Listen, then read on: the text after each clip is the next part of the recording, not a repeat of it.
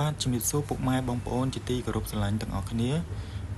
បន្ទាប់ពីបានឃើញរូបភាព2-3សន្លឹកខាងមុខនេះពុកម៉ែបងប្អូនក៏ជាដឹងច្បាស់ហើយថាខ្ញុំចង់ធ្វើវីដេអូនេះឡើងដើម្បីអ្វីបាទវីដេអូនេះគឺចង់ប្រាប់ពីរបៀបនៃការប្រើបំពង់ផលិតអគ្គិភ័យហើយក៏សូមអរគុណក្បាលដំបូងនៃវីដេអូដល់ក្រុមហ៊ុនដែលបានជួយបណ្ដុះបណ្ដាលចំណេះជំនាញបុគ្គលិកគ្រប់រូបឲ្យបានចេះពីរបៀបនៃការប្រើប្រាស់បំពង់ផលិតអគ្គិភ័យផងដែរ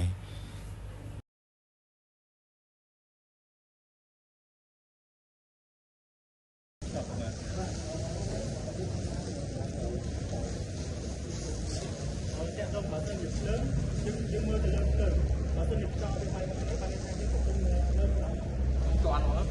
ចឹងយើងពេលដែលយើងបាញ់យើងទៅបាញ់ទៅមិននៅពីលើខ្យល់ចំណុចដើម្បីឲ្យវាថាបំណត់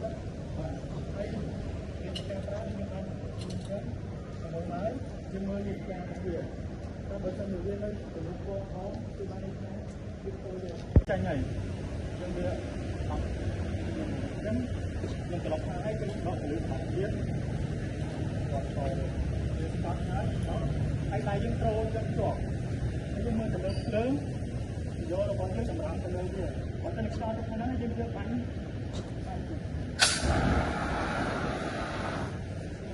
ចូលទៅលើវាដើម្បីឲ្យវារលត់